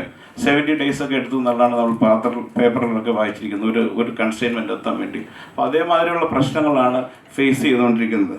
പക്ഷേ ഇന്ത്യയെ സംബന്ധിച്ചിടത്തോളം ഇന്ത്യയുടെ ഇൻഫ്രാസ്ട്രക്ചർ രംഗത്ത് നമ്മൾ ഒരുപാട് മുന്നോട്ട് പോയിട്ടുണ്ട്. പക്ഷേ വളരെ സാധ്യതകളുള്ള ഒരു ഇൻഡസ്ട്രിയാണ് ലോജിസ്റ്റിക് ആൻഡ് സപ്ലൈ ചെയിൻ ഇന്ത്യയിലിപ്പം കൂടുതലും നമ്മൾ റെയിൽവേ ആണ് ലോജിസ്റ്റിക്കിന് വേണ്ടിയിട്ട് കൂടുതലും നമ്മൾ യൂസ് ചെയ്യുന്നത്. പക്ഷേ വേൾഡിൽ നമ്മൾ നോക്കിക്കഴിഞ്ഞ് കഴിഞ്ഞാൽ 90% of the movements are happening through the sea. നമ്മളിപ്പോൾ കേരളത്തെക്കുറിച്ച് പറയുകയാണെങ്കിൽ ഒരു 100 വർഷത്തിന് മുൻപൊക്കെ നമ്മൾ നോക്കിക്കഴിഞ്ഞാൽ ജലഗതാഗതം കേരളത്തിൻ്റെ ഒരു ലൈഫ് ലൈൻ ആയിരുന്നു. എല്ലാവരും ജലഗതാഗതത്തെ നമ്മൾ വേണ്ട രീതിയിൽ ഉപയോഗിക്കുന്നുണ്ടായിരുന്നു. പക്ഷേ ഇന്ന് ഒരു 100 വർഷം കഴിഞ്ഞ് നമ്മൾ ചിന്തിക്കുമ്പോൾ അതിൻ്റേതായ ഒരു പുരോഗതിയിൽ നമുക്ക് എത്താൻ പറ്റുമെന്ന് നമുക്ക് തോന്നുന്നില്ല. കാര്യം അതിന് വേണ്ടുന്ന പ്രവർത്തനങ്ങൾ ടെക്നോളജിക്കലായിട്ടുള്ള അഡ്വാൻറ്റേജ് ഒക്കെ നമ്മൾ യൂസ് ചെയ്തിട്ട് അതിനെ മികവുറ്റതാക്കുക. കേരളത്തിൻ്റെ കോസ്റ്റൽ ലൈൻ ഇപ്പോൾ കാസർഗോഡ് തൊട്ട് തിരുവനന്തപുരം വരെയുള്ള കേരളത്തിൻ്റെ കോസ്റ്റൽ ലൈനുള്ള കേരളം പുഴകളും നദികളും ജലാശയങ്ങളും കായലും ഒക്കെ ആയിട്ട് സമൃദ്ധമാണ്. ഇതിനെ നമുക്ക് പ്രോപ്പറായിട്ട് യൂസ് ചെയ്യാൻ പറ്റുന്ന ഒരു സംവിധാനം കൊണ്ടുവരിക. അതിനോടൊപ്പം തന്നെ ഈ വേണ്ടുന്ന നമ്മൾ നേരത്തെ എനിക്ക് മുന്നിൽ സംസാരിച്ച പറഞ്ഞ മാതിരി നമുക്ക് ആവശ്യമുള്ള സപ്പോർട്ടുള്ള ബിസിനസ്മാൻമാർക്ക് കൊടുക്കുക. അപ്പോൾ ഏതൊക്കെയായിട്ടുള്ള രീതിയിലുള്ള ഇൻസെൻറ്റീവ്സോ ബാക്കിയുള്ള കാര്യങ്ങളൊക്കെ കുറേ നാളത്തേക്കോ 5 വർഷത്തേക്കോ 10 വർഷത്തേക്കോ നമ്മൾ കൊടുത്തിട്ട് ബിസിനസ് പീപ്പിൾസിനെ അട്രാക്റ്റ് ചെയ്യാൻ വേണ്ടുന്ന കാര്യങ്ങൾ ചെയ്തു കഴിഞ്ഞാൽ നമുക്ക് ഈ പറയുന്ന മെരിടൈം സെക്ടറിലും ഈ സപ്ലൈ ചെയിനും ലോജിസ്റ്റിക് സെക്ടറിൽ നമുക്ക് കാര്യമായ മാറ്റങ്ങൾ ഉണ്ടാക്കാൻ പറ്റും. ടൂറിസത്തെക്കുറിച്ച് ഞാൻ പറയുന്ന സമയത്തും ഇത് തന്നെയാണ്. കേരളത്തിൽ ഈ കൂടെ വരുന്ന ഹർത്താലുകൾ ഒരുപാട് ടൂറിസത്തിൻ്റെ സാധ്യതകളെ നമ്മളെ മുന്നോട്ട് നയിക്കുന്നുണ്ട്. അപ്പോൾ ഞാൻ ഈ കോൺക്ലേവിനെ കുറിച്ച് സംസാരിക്കുന്ന സമയത്ത് ഞങ്ങളുടെ ഈ ചേംബർ ഓഫ് കോമേഴ്സിൻ്റെ ചെയർമാൻ ഒരു ട്രാവൽ ഏജൻസി അസോസിയേഷൻ്റെ പ്രസിഡൻ്റ് ആയിരുന്നു. അപ്പോൾ എന്നോട് പറഞ്ഞ് വ്യക്തമായിട്ടും ഈ ഒരു കാര്യം പറയണം. കാര്യം പല ബുക്കിങ്സുകളും ഈ ഹർത്താൽ എന്ന് പറയുന്ന ഒരു പ്രശ്നം കാരണം നമ്മളിൽ നിന്ന് മാറിയിട്ട് ബാക്കിയുള്ള സ്ഥലങ്ങളിലേക്ക് പോകുന്നുണ്ട്. അതിനെ വളരെ കാര്യമായിട്ട് നമ്മൾ പരിഗണിച്ചില്ലെന്നുണ്ടെങ്കിൽ കേരളത്തിൻ്റെ ടൂറിസം സെക്ടറിനെ ഇത് വളരെ വേറെ അഫക്റ്റ് ചെയ്യുന്ന ഒരു കാര്യമാണ്. ഞാൻ വേറൊരു ടൂറിസം കോൺക്ലേവിനകത്ത് അറ്റൻഡ് ചെയ്ത സമയത്ത് അവിടെ വന്ന ഒരു ഫോറിൻ ഒരു റെപ്രസെൻറ്റേറ്റീവ് പറഞ്ഞൊരു കാര്യമുണ്ട്. കോവിഡ് സമയത്ത് ഏകദേശം 700 ഫോറിൻ ടൂറിസ്റ്റുകൾ കേരളത്തിൽ സ്റ്റാൻഡേർഡ് ആയിട്ടുണ്ടായിരുന്നു. അവർ പല ഈ റിജുനേഷൻ സെൻറ്ററുകളിലോ അല്ലെങ്കിൽ റിസോർട്ടുകളിലോ ഒക്കെ ആയിട്ട്. പക്ഷേ ഈ 700 ടൂറിസ്റ്റുകളെയും കേരള ഗവൺമെൻറ് പാമ്പർ ചെയ്തിട്ട് നമ്മുടെ ചാർട്ടേഡ് ഫ്ലൈറ്റുകളിൽ അവരുടെ ഡെസ്റ്റിനേഷനിൽ എത്തിക്കാൻ നമുക്ക് സാധിച്ചു. അത് ടൂറിസം മാപ്പിനകത്ത് കേരളത്തിന് നല്ലൊരു സേഫ് ആൻഡ് സെക്യൂർഡ് എന്നുള്ള ഡെസ്റ്റിനേഷനാണ് കിട്ടിയിരിക്കുന്നത്. അതിനെയൊക്കെ നമുക്ക് ആ ഓപ്പർച്യൂണിറ്റി നമുക്ക് വളരെ നല്ല രീതിയിൽ അത് ഉപയോഗിക്കാൻ നമുക്കുള്ള സാധ്യതകളുണ്ട്. അത് ചെയ്യാൻ വേണ്ടിയിട്ട് ഗവൺമെൻറ് തലത്തിൽ ഉള്ള തീരുമാനങ്ങൾ എടുത്തു കഴിഞ്ഞു കഴിഞ്ഞാൽ നമുക്ക് ടൂറിസത്തിന് കാര്യമായിട്ട് ഡെവലപ്പ് ചെയ്യാൻ പറ്റും. You were talking about your experience out of Adani ports. ഇന്ന് ഏതാണ്ട് 25% മാർക്കറ്റ് ഷെയർ കൈപിടിച്ചിരിക്കുന്ന അഡാനി പോർട്ടിൽ നിന്ന് കിട്ടുന്ന ഓരോ തുള്ളി വിജ്ഞാനവും സലീം കുമാർ സാറിനും അഹമ്മദ് സാറിനും വളരെ വിലപ്പെട്ടതാണ്. എന്തുകൊണ്ടാണ് നിങ്ങളെ തിരഞ്ഞെടുത്തപ്പോൾ മനസ്സിലായല്ലോ, അതാണ് കാരണം. പിന്നെ മറ്റൊന്ന്, നിങ്ങൾ ചൈനയെ കുറിച്ച് പറഞ്ഞു. ചൈന പണ്ട് 100 സൂപ്പർ പോർട്ട്സ് ഉണ്ടാക്കി. അവരുടെ ഐഡിയ ആദ്യം പോർട്ട് ഉണ്ടാക്കി വെക്കാം, കാർഗോ പിന്നീട് വന്നോളുന്നായിരുന്നു. അത് ശരിയാണോ തെറ്റാണോ എന്ന് വെച്ച ചിന്ത വേറെ. പക്ഷേ കേരളത്തിൻ്റെതായ മാതൃകകളുണ്ട്. ഹർത്താൽ എന്നൊരു സന്ദേശത്തെക്കുറിച്ച് പറയുമ്പോൾ പെട്ടെന്ന് തന്നെ മന്ത്രി അത് നോട്ട് ചെയ്ത് ശ്രദ്ധിച്ചു. So it will be communicated എന്ന് മാത്രമല്ല, you set something very constructive also. ഒരു ടൂറിസത്തിന് എങ്ങനെയാണ് അതിലെ ഏറ്റവും നല്ല സംഗതി എങ്ങനെ മാർക്കറ്റ് ചെയ്യണം എന്നുകൂടെ പറഞ്ഞു, which is a structure constructive stuff. He has already taken a note of it. അതുകൊണ്ട് ഇനിയും HR വളരെ പ്രധാനപ്പെട്ട സംഗതിയാണ്. Salim Kumar sir, please note, because we are facing kind of a talent shortage. നല്ലൊരാൾ തലപ്പത്ത് വരുമ്പോൾ, തുറമുഖ വകുപ്പിൽ നല്ലൊരാൾ വരുമ്പോൾ തുറമുഖത്തിന് കാര്യമായ മാറ്റങ്ങൾ ഉണ്ടാവും എന്ന് പറയുന്നത് പോലെ നല്ല മാറ്റങ്ങൾ ഉണ്ടാവട്ടെ എന്ന് പറഞ്ഞുകൊണ്ട് നമ്മൾ കൺക്ലേവിൻ്റെ അടുത്ത സംഗതിയിലേക്ക് വരികയാണ്. Let me invite Salim Kumar sir to have his comments. ലോകത്തിലെ ട്രാൻസ്പോർട്ടേഷൻ്റെ റെയിൽവേ കഴിഞ്ഞാൽ ഏറ്റവും കൂടുതൽ ട്രാൻസ്പോർട്ടേഷൻ നടക്കുന്നത് ജലഗതാഗതത്തിലൂടെയാണ്. കേരളത്തിൽ നമ്മുടെ കൊച്ചി തുറമുഖത്ത് ഇറങ്ങുന്ന കണ്ടെയ്നറുകളെല്ലാം തന്നെ റോഡ് മാർഗമാണ് എല്ലാം നമ്മുടെ സംസ്ഥാനത്തും മറ്റു സംസ്ഥാനങ്ങളിലേക്കെല്ലാം പോയിക്കൊണ്ടിരിക്കുന്നത്. നമുക്ക് ചുറ്റുമുള്ള കൊച്ചിക്ക് ചുറ്റുമുള്ള പോർട്ടുകളിൽ ചെറിയ ചെറിയ കപ്പലുകളിലൂടെ ഈ കണ്ടെയ്നറുകൾ കൊണ്ടുപോവുകയാണെങ്കിൽ തീർച്ചയായും നമുക്ക് റോഡിലൂടെയുള്ള ഗതാഗതം ഒഴിവാക്കാനും റോഡിലെ എൻവയോൺമെൻ്റൽ ഇഷ്യൂസ്, ഒരുപാട് ഡീസൽ കൺസംഷൻ ഉണ്ട്, എൻവയോൺമെൻ്റൽ ഇഷ്യൂസ് ഉണ്ട്, ആക്സിഡൻസ് ഉണ്ട് ഈ കണ്ടെയ്നർ ട്രാഫിക് മൂലം, അല്ലെങ്കിൽ ഹസാഡസ് കാർഗോ ട്രാൻസ്പോർട്ട് ചെയ്യുന്നത് മൂലമുള്ള പ്രശ്നങ്ങളുണ്ട്. ഇതിനെല്ലാം പുറമെ നമ്മുടെ റോഡിൻ്റെ, അതിന് നാറ്റ്പാക്കെല്ലാം പറയുന്ന ആ റോഡിൻ്റെ ഒരു കപ്പാസിറ്റി ഉണ്ട്. ഒരു റോഡിന് എത്രത്തോളം ബെയർ ചെയ്യാൻ പറ്റുന്നുണ്ട്, ആ ഒരു ഇതിനും അപ്പുറത്താണ്, ഭീകരമായ അപ്പുറത്താണ് നമുക്ക് ഇത്തരത്തിലുള്ള റോഡ് ട്രാൻസ്പോർട്ടേഷൻ നടക്കുന്നത്. എന്നിട്ടും നമുക്ക് ഇത്തരത്തിലുള്ള ചെറിയ ചെറിയ പോർട്ടുകളുണ്ട്. കൊല്ലമുണ്ട്, ബേപ്പൂരുണ്ട്, അഴീക്കലുണ്ട്. ഓപ്പറേഷണലായിട്ടുള്ള പോർട്ടുകളാണ്. നമുക്കവിടെ ചെറിയ ചെറിയ കപ്പലുകൾ കൊണ്ടുവരാനായിട്ട് സാധിക്കുന്നില്ല. നമ്മൾ കൊണ്ടുവന്നു, ഇപ്പോൾ നേരത്തെ ഇവിടെ സൂചിപ്പിച്ച പോലെ ആ കപ്പലിപ്പോൾ ഗോവയിൽ നിന്നും നവശേവയിലേക്ക് ട്രാൻസ്പോർട്ടേഷൻ നടത്തിക്കൊണ്ടിരിക്കുകയാണ്. അപ്പം അവരെ ഞാൻ സമീപിച്ചു. അവർ എത്രയും വേഗം വേറൊരു ഷിപ്പ് വഴി നമ്മുടെ സർവീസ് പുനരാരംഭിക്കാമെന്ന് സമ്മതിച്ചിട്ടുണ്ട്. പക്ഷേ ഇപ്പം നിലവിൽ നമുക്ക് അത്തരത്തിലുള്ള സർവീസുകൾ ഇല്ല. എനിക്ക് മുംബൈയിലെ മലയാളി സമൂഹത്തോട് അഭ്യർത്ഥിക്കാനുള്ളത്, സാധിക്കുമെങ്കിൽ ഈ മേഖലയിലുള്ള ആളുകളുടെ ഒരു കൺസോർഷ്യം രൂപീകരിച്ചുകൊണ്ട് ഒരു ഷോർട്ട് സീ സർവീസ് കേരളത്തിന് നൽകാനാകുമെങ്കിൽ അതായിരിക്കും നിങ്ങളുടെ മാതൃനാടിനോട് നൽകാവുന്ന ഏറ്റവും വലിയ സംഭാവന എന്ന് പറയാൻ ഞാൻ ആഗ്രഹിക്കുകയാണ്. ഇത് ഒരിക്കലും നിങ്ങൾക്കൊരു നഷ്ടക്കച്ചവടമാവില്ല. കാരണം കേരള സർക്കാർ ഈ മേഖലയ്ക്ക് ശക്തമായ പിന്തുണ നൽകാനായിട്ട് തയ്യാറാണ്. ഒന്നുകിൽ നിങ്ങളുടെ സ്വാധീനം ഉപയോഗിച്ചുകൊണ്ട് അത്തരത്തിലുള്ള സർവീസ് കൊണ്ടുവരാനായിട്ട് ശ്രമിക്കുക, അല്ലെങ്കിൽ നിങ്ങൾ തന്നെ ഒരു കൺസോർഷ്യം ഈ മേഖലയിലുള്ളവരെല്ലാം കൂടി രൂപീകരിച്ചുകൊണ്ട് മുന്നോട്ട് വരിക. ഇത്രയുമാണ് എനിക്ക് നിങ്ങളോട് അഭ്യർത്ഥിക്കാനുള്ളത്. ലോകം മാറുന്നതിനോടൊപ്പം മലയാളിയും മാറുന്നുണ്ട്. അതനുസരിച്ചുള്ള രാഷ്ട്രീയ നേതൃത്വവും മാറുന്നുണ്ട്, ഇച്ഛാശക്തിയുള്ള നേതൃത്വവും ഉണ്ടാകുന്നുണ്ട്. അതിൻ്റെ ഏറ്റവും വലിയ ഉദാഹരണമാണ് കേരളത്തിലെ 1956 പോർട്ട് സെക്ടർ ആരംഭിക്കുന്നത്. അന്ന് മുതൽ ഇന്ന് വരെ നമ്മുടെ മുന്നിൽ ഉള്ള മാതൃകകളായിട്ടുള്ള ഗുജറാത്ത് മാരിടൈം ബോർഡിലോ മഹാരാഷ്ട്ര മാരിടൈം ബോർഡിലോ ഒന്ന് പോയി അവിടെ എന്ത് നടക്കുന്നു എന്ന് പരിശോധിക്കാനായിട്ട് കേരളത്തിലെ ഒരു പോർട്ട് മിനിസ്റ്ററും ഇതുവരെ തയ്യാറായിട്ടില്ല. പക്ഷെ ഇന്ന് നമ്മുടെ കൂടെയുള്ള സമാരാധ്യനായ മന്ത്രി അതിന് തയ്യാറായിരിക്കുകയാണ്. അദ്ദേഹം പ്രാക്ടിക്കലായി ഒരു പോർട്ടിൽ എന്താണ് സംഭവിക്കുന്നത് എന്ന് മനസ്സിലാക്കാനായി അദ്ദേഹം പോവുകയാണ്. അപ്പോൾ ഞാൻ പറഞ്ഞു വന്നത്, നമുക്ക് വേണ്ടിയുള്ള എല്ലാ സപ്പോർട്ടും നൽകാനായിട്ട് ഗവൺമെൻറ് തയ്യാറാണ്. അതനുസരിച്ചുള്ള അദ്ദേഹം കഴിഞ്ഞ ദിവസം കൊച്ചിൻ പോർട്ടിൽ ഇതുപോലെ തന്നെ സന്ദർശിച്ചു. ഒരു പോർട്ടിലും ഒരു മന്ത്രിയും ഇന്ന് വരെ കൊച്ചിൻ പോർട്ട് പോയിട്ടില്ല. പക്ഷേ കൊച്ചിൻ പോർട്ട് നമുക്ക് വളരെ പ്രധാനപ്പെട്ടതാണ്. കാരണം അതൊരു കേന്ദ്ര ഗവൺമെൻറ് നടന്നാണെങ്കിലും നമ്മുടെ നാട്ടിലെ പോർട്ടാണ്. പക്ഷേ ഇതുവരെ ഒരു മന്ത്രി പോയിട്ടില്ല അവിടെ. അദ്ദേഹം പോയി അവിടുത്തെ കാര്യങ്ങൾ പഠിച്ചു. അതിൻ്റെ ഫലമായിട്ട് കൂടിയിട്ടാണ് നമ്മൾ ആ ഷോർട്ട് സീ സർവീസ് ആരംഭിക്കാൻ കഴിഞ്ഞത്. ഇത്രയുമാണ് എനിക്ക് പറയാനുള്ളത്. നിങ്ങൾ പറഞ്ഞ പോയിന്റുകളെല്ലാം ഞാൻ കേട്ടിട്ടുണ്ട്. സാറുമായിട്ട് സംസാരിച്ച് എൻ്റെ ബോർഡിൻ്റെ ചെയർമാനുണ്ട് ശ്രീ എൻ ശിവശങ്കരപിള്ള സാർ, അദ്ദേഹവുമായിട്ടും ഞങ്ങൾ കൂടിയാലോചിച്ചിട്ട് നിങ്ങൾ പറഞ്ഞ കാര്യങ്ങൾക്ക് ഒരു നിയതമായ രൂപത്തിലൂടെയുള്ള ഒരു മറുപടി, ഒരു പ്രവർത്തനം ഉണ്ടാകും എന്നാണ് എനിക്ക് പറയാനുള്ളത്. മമ്മൂട്ടി എന്ന് പറയുന്ന മഹാനടനോളം തുലനം ചെയ്യാനുള്ള വലിയ കപ്പാസിറ്റി ഒന്നും എനിക്കില്ല. എന്നാൽ പോലും എന്നെ സ്വാഗത പ്രസംഗിക പറഞ്ഞപ്പോൾ രണ്ടാമത് വന്നപ്പോൾ എന്നിൽ നിന്ന് പ്രതീക്ഷിക്കുന്ന കാര്യങ്ങളെപ്പറ്റി പറയുകയുണ്ടായി. രണ്ടാമത്തെ ദേശീയ അവാർഡ് കിട്ടിയപ്പോഴേക്കും മമ്മൂട്ടി പറഞ്ഞത്, ഈ അവാർഡ് എന്നിൽ വലിയ ഉത്തരവാദിത്തങ്ങൾ ഉണ്ടാക്കുന്നു എന്നുള്ളതാണ്. കാരണം ഒരു നടൻ എന്ന നിലയിൽ I need to perform much better than previous.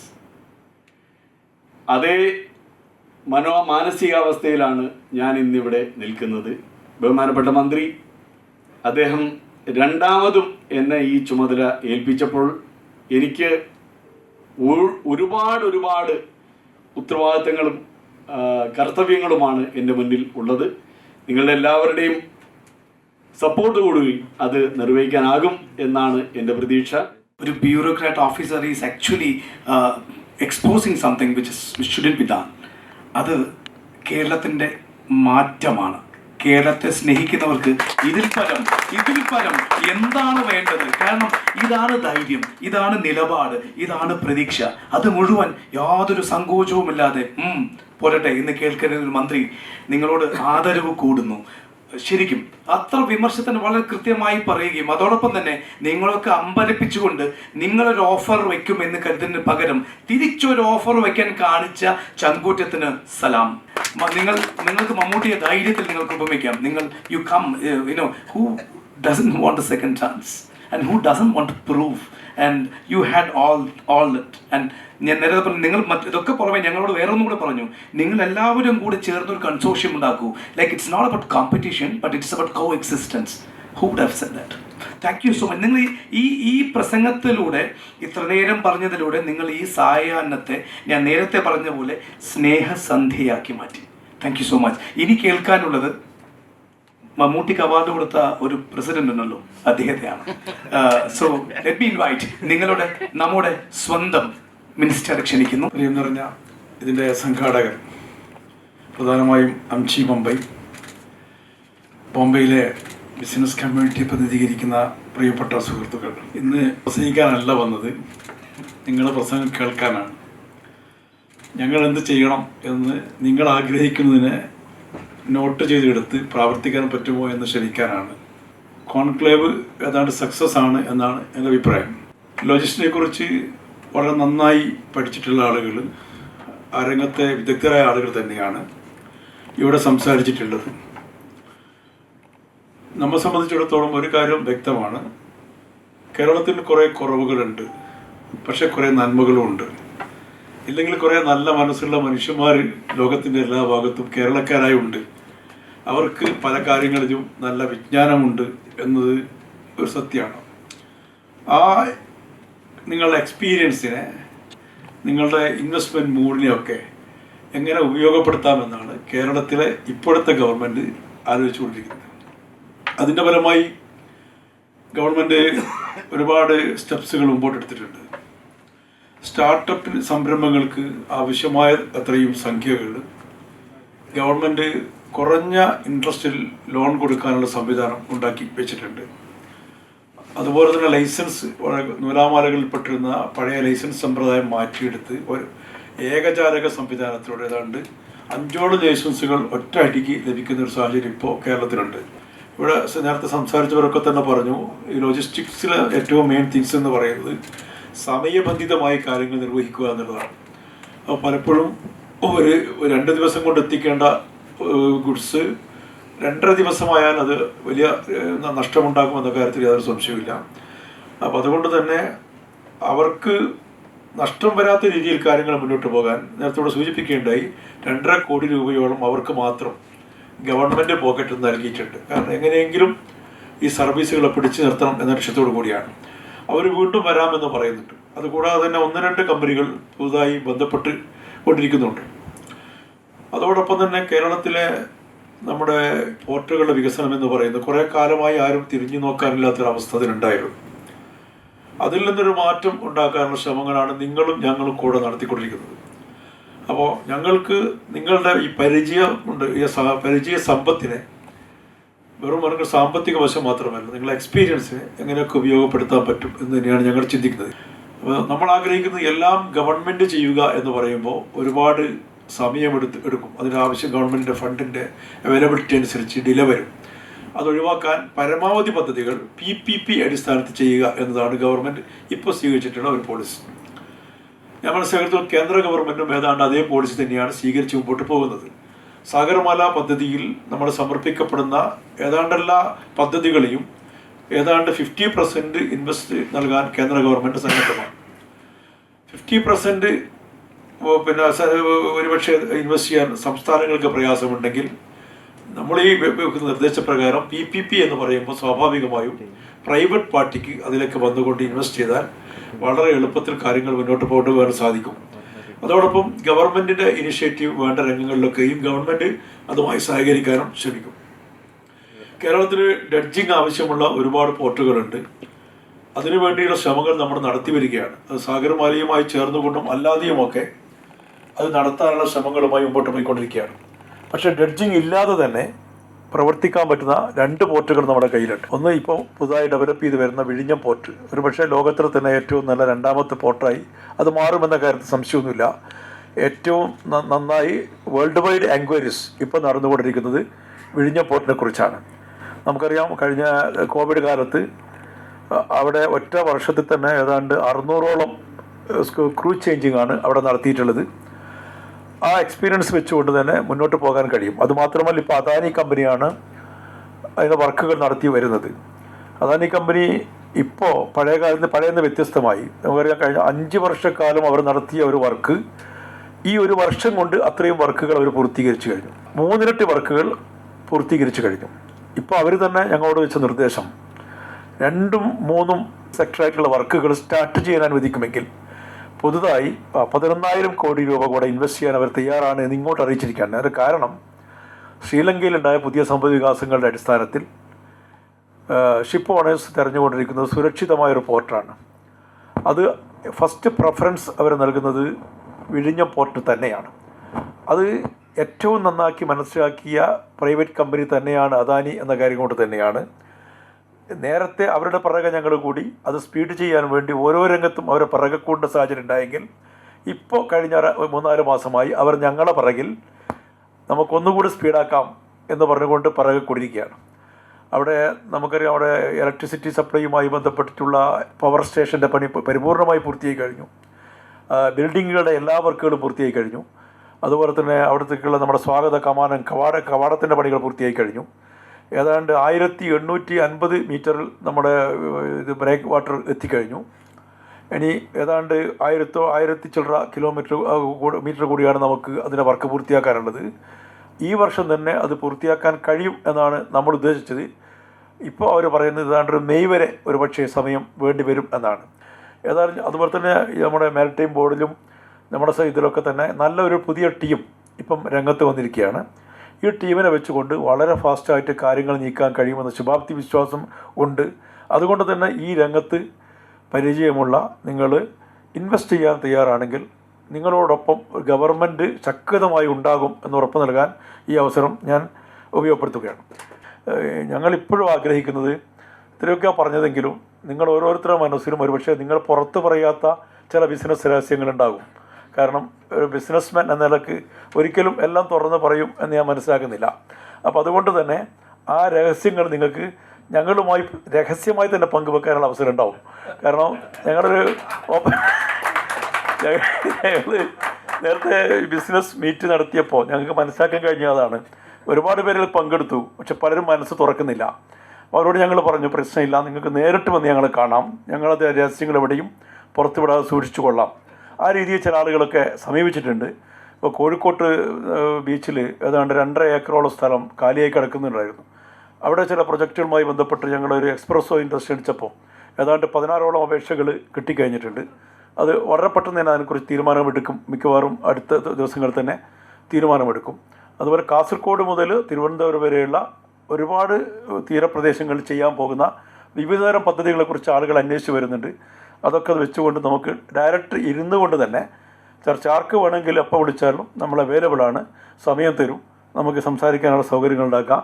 അതുകൊണ്ട് ഇവിടുന്ന് പരസ്യമായി പറയണമെന്നില്ല, നിങ്ങൾക്ക് സൗകര്യപ്രദമായ രീതിയിൽ തിരുവനന്തപുരത്തോ അല്ലെങ്കിൽ കേരളത്തിൻ്റെ മറ്റേതെങ്കിലും ഭാഗത്തോ വെച്ചുകൊണ്ട് നമുക്ക് സംസാരിച്ച് കാര്യങ്ങൾ മുന്നോട്ട് കൊണ്ടുപോകാൻ കഴിയും എന്ന് തന്നെയാണ് വിശ്വസിക്കുന്നത്. ഏതായാലും നിങ്ങളുടെ ഒരു കേരളൈറ്റ്സ് എന്ന നിലക്ക് നമ്മുടെ സംസ്ഥാനത്തിൻ്റെ വികസനത്തിൽ നിങ്ങൾക്കുള്ള താല്പര്യത്തെ ഞങ്ങൾ വല്ലാതെ നമ്മൾ ആകർഷിക്കുന്നുണ്ട്. അത് ഉപയോഗപ്പെടുത്തണം എന്ന രീതിയിൽ തന്നെയാണ് ഇന്ന് നിങ്ങളുമായ ഒരു ചർച്ചയ്ക്ക് ഞങ്ങൾ തയ്യാറായിട്ടുള്ളത്. ഇനിയും നിങ്ങളുടെ നിർദ്ദേശങ്ങൾ എന്തിപ്പോൾ അല്ലെങ്കിലും നിങ്ങൾക്ക് എഴുത്ത് മൂലമോ ഏതെങ്കിലും രീതിയിലോ ഞങ്ങളുമായി തുടർന്ന് ബന്ധപ്പെടാം. നിങ്ങൾ നൽകിയിട്ടുള്ള ഈ സഹകരണത്തിന് കേരള ഗവൺമെൻറ്റിന് വേണ്ടി പ്രത്യേകം നന്ദി പറയാൻ ഞാൻ ആഗ്രഹിക്കുന്നു. അതോടൊപ്പം തന്നെ നമ്മുടെ ഹർത്താലിനെ എങ്ങനെ പരിഹരിക്കാമെന്ന കാര്യം കൂടെ വ്യവസായ വകുപ്പ് മന്ത്രിയുമായി ചർച്ച ചെയ്ത് പൊളിറ്റിക്കൽ പാർട്ടി പ്രതിനിധികളുമായി ചർച്ച ചെയ്യാനുള്ള ഒരവസരം കൂടി ഉണ്ടാക്കാൻ കഴിയും എന്ന് ഞാൻ വിശ്വസിക്കുകയാണ്. ഇതിൻ്റെ സംഘാടകർക്ക് ഇതിൽ സംബന്ധിച്ച് ഇത്രയും സമയം ഞങ്ങൾക്ക് വേണ്ടി ചിലവഴിച്ച നിങ്ങൾക്ക് 1000 നന്ദി പ്രകാശിപ്പിച്ചുകൊണ്ട് ഞാൻ അവസാനിപ്പിക്കും. ഹൃദയം തൊട്ടുള്ള നന്ദിയാണ് മുംബൈയിലെ മലയാളം താങ്കളോട് പറയാനുള്ളത്. കാരണം what ever you are saying everything was supported by facts and figures. പിന്നെ PA സാറിന് സംസാരിക്കണമെന്ന് പറഞ്ഞു. Just if you can make A quick chat with us, it will be great. ബഹുമാന്യനായ HR ഡോക്ടർ നേരത്തെ നിങ്ങളുടെയൊക്കെ പ്രസംഗത്തിൻ്റെ പോയിന്റ്സുകൾ നോട്ട് ചെയ്തിട്ടുണ്ട്. അതിൽ അദ്ദേഹം പറഞ്ഞിരുന്നു ഈ അവൈലബിലിറ്റി ഓഫ് ദ എക്സ്പേർട്സ് കിട്ടാനില്ല എന്ന് പറഞ്ഞു. നമ്മൾ കൊല്ലത്ത് നീണ്ടകരയിലും അതുപോലെ മറ്റ് 2 സ്ഥലങ്ങളിൽ കൊടുങ്ങല്ലൂരിലും മാരിടൈം യൂണിവേഴ്സിറ്റി കാസർഗോഡും തുടങ്ങാൻ അവിടെ സ്പേസ് ഉണ്ട്. At present around 33 crore we spent from the maritime board. അത് ആ സ്ട്രക്ചർ അവിടെ ഉണ്ട്. അതിൻ്റെ ഒരു എക്സ്പ്രഷൻ ഓഫ് ഇൻട്രസ്റ്റ് വിളിച്ചിട്ട് സ്റ്റേറ്റ് താല്പര്യങ്ങളെ കൃത്യമായി പ്രൊട്ടക്റ്റ് ചെയ്തുകൊണ്ട് തന്നെ അതിന് വളരെ സർക്കാർ നമ്മൾ നടത്തിയാൽ അത് എവിടെ എത്തും എന്നുള്ളതിനെ കുറിച്ച് ഞങ്ങൾക്കൊരു ധാരണ ഉള്ളത് കൊണ്ട് വളരെ പ്രൊമിനൻ്റ് ആയിട്ടുള്ള ഏതെങ്കിലും നല്ല ടീം വരികയാണെങ്കിൽ നിങ്ങൾക്ക് അവിടെ ഉള്ളത് കൊണ്ടാണ് ഞാൻ പറയുന്നത്, നിങ്ങൾക്ക് ആ അവസരം ഓപ്പർച്യൂണിറ്റികൾ ഉപയോഗപ്പെടുത്തണം. ഡ്രൈ ഡോക്ക് അത് ഇപ്പോൾ നേരത്തെ പറഞ്ഞു 1-2 കമ്പനികൾ വന്നിട്ടുണ്ട്, ഇനിയും വരാം. അതുപോലെ ഫുഡ് പ്രോസസ്സിംഗ് യൂണിറ്റ് വളരെ സാധ്യത, പ്രത്യേകിച്ച് കൊല്ലത്ത് അതിൻ്റെ പരിസരത്ത് നമുക്ക് അതിൻ്റെ സാധ്യതകളുണ്ട്. അതുപോലെ ഫ്ലോട്ടിംഗ് ജെട്ടികൾ, പിന്നെ ആലപ്പുഴയിലെ മറൈൻ, അങ്ങനെ ഒരുപാട് സാധ്യതകളുണ്ട്. അപ്പോൾ എല്ലാ കാര്യത്തിലും നിങ്ങൾക്ക് ബന്ധപ്പെടാം. നിങ്ങളുടെ എല്ലാ വിഷയത്തിലും നമ്മൾ ഇൻവെസ്റ്റുമായി ബന്ധപ്പെട്ട് നമുക്ക് എങ്ങനെ നമ്മുടെ രാജ്യത്തെ മുന്നോട്ട് നയിക്കാൻ കഴിയും എന്നുള്ളതിനെക്കുറിച്ചുള്ള ബൃഹത്തായ നിങ്ങളുടെ ആശയങ്ങൾ, അതിനാണ് നേരത്തെ നമ്മുടെ CEO ഒരു ആശയം നിങ്ങൾക്ക് ഇട്ട് തന്നു. സാധാരണ നിങ്ങൾ ഞങ്ങളെ തോളിക്കാറിൽ അങ്ങോട്ട് ഇട്ട് തന്നു. ഒരു കൺസോർഷ്യം രൂപീകരിച്ച് നിങ്ങൾക്ക് എന്തൊക്കെ ആലോചിക്കാൻ പറ്റുമെന്നുള്ളത് നിങ്ങൾ ആലോചിക്കുകയാണെങ്കിൽ നിങ്ങളുടെ കൂടെ ഞങ്ങളുണ്ടാകും എന്ന് ഉറപ്പ് നൽകുകയാണ്. വളരെ ഷാർപ്പായ എന്തെങ്കിലും ചോദ്യങ്ങളോ നിർദ്ദേശങ്ങളോ മന്ത്രിയോടുണ്ടെങ്കിൽ ദയവായി കൈബന്ധിക്കുക. ഞങ്ങളിന്ന് ചില കാർഗോസ് പിന്നെ അജയ് സാർ പറഞ്ഞ കൊച്ചിയിൽ നിന്ന് ഇങ്ങോട്ട് കൊണ്ടുവരാനുള്ള ഒരു സാഹചര്യം പലതുണ്ട്. ഞാനിപ്പോൾ അത് ചെയ്തുകൊണ്ടിരിക്കുന്നുണ്ട്. പ്രത്യേകിച്ച് റെഡ് സീ ഇതിലേക്കും യൂറോപ്യൻ സെക്ടറിലേക്കും അവിടുന്ന് വെസലില്ലാത്തതാണ്. അപ്പോൾ ഇതൊരു ഞാൻ കുറച്ചു കാലം ഒരു കോസ്റ്റൽ സർവീസിന് വർക്ക് ചെയ്തിരുന്നു. ഇതിന് സാറിൻ്റെ ഭാഗത്ത് നിന്ന് ഒരു നല്ലൊരു സഹകരണം കിട്ടിയാൽ ഇന്ന് നമുക്ക് കേരളത്തിൽ ഒരുപാട് കാർഗോ നവശവ പോർട്ടിലേക്ക് കൊണ്ടുവരേണ്ട സാഹചര്യം ഉണ്ട് സർ. വിഴിഞ്ഞം പോർട്ടും മറ്റൊന്നും ഡെവലപ്പ് ചെയ്ത് വന്നു കഴിഞ്ഞാൽ ഞങ്ങൾക്ക് ഇപ്പം ഞങ്ങളുടെ ഇൻഡസ്ട്രി ഇപ്പോൾ നാവിയോന് സ്വന്തം ഓഫീസുണ്ട്, എൻ്റെ ഇവിടെ മുന്നിലിരിക്കുന്ന പല സുഹൃത്തുക്കളും സ്വന്തം ഓഫീസുണ്ട്. എൻ്റെ ഒരു സ്വപ്നമാണ് കൊച്ചിയിൽ വന്നൊരു ഓഫീസറാണ് സർ. ഇതിന് ഞങ്ങൾക്കൊരു സഹായം ചെയ്തു തരണം. സോ ഈ ഒരു കോസ്റ്റൽ സർവീസിന് ഞാൻ ചെന്നൈ പോർട്ടിൽ ഇറക്കിയിട്ട് എനിക്ക് ഹരിയാനയിലേക്ക് ഡെലിവറി കൊടുക്കേണ്ട സാത്വ CFSനോട് കൂടിയിട്ട് നമ്മുടെ ഇന്നത്തെ കഫെഡേ സിദ്ധാർത്ഥ് സാറിൻ്റെ റെയിൽവേ കമ്പനിയുടെ അസോസിയേറ്റ് ഞാൻ ഒരുപാട് കണ്ടെയ്നർ മൂവ് ചെയ്തിരുന്നു. അതിന് 6500 രൂപ നവശവേല മുണ്ടല ഇറക്കിയിട്ട് ഹരിയാനയിൽ കൊടുക്കുന്നതിന് 6500 രൂപ കുറച്ചൊരു കോസ്റ്റ് ഞാൻ കൊടുത്ത കാരണം എനിക്കൊരു കാലത്ത് നല്ലൊരു വോളിയം ഉണ്ടായിരുന്നു കയ്യിൽ. പക്ഷെ ഇത് കൂടുതലാക്കാൻ പറ്റും സർ. നമുക്ക് ഇപ്പോൾ കൽക്കട്ടയിൽ നിന്ന് വാരണസിയിലേക്കുള്ള ഒരു ചെറിയൊരു സർവീസ് തുടങ്ങിയ പോലെ നമുക്ക് എന്തെങ്കിലും കോസ്റ്റൽ സർവീസിൽ സാറിൻ്റെ നല്ലൊരു സഹായം കിട്ടിക്കഴിഞ്ഞാൽ നമുക്ക് കേരളത്തിനെ ഒരുപാട് മുന്നോട്ട് കൊണ്ടുപോകാൻ പറ്റും.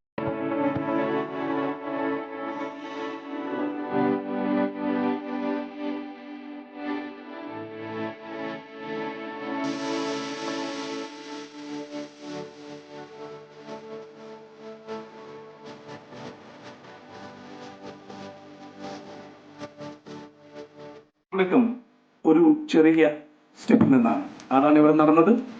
Wait for more. Thank you so much. Signing of.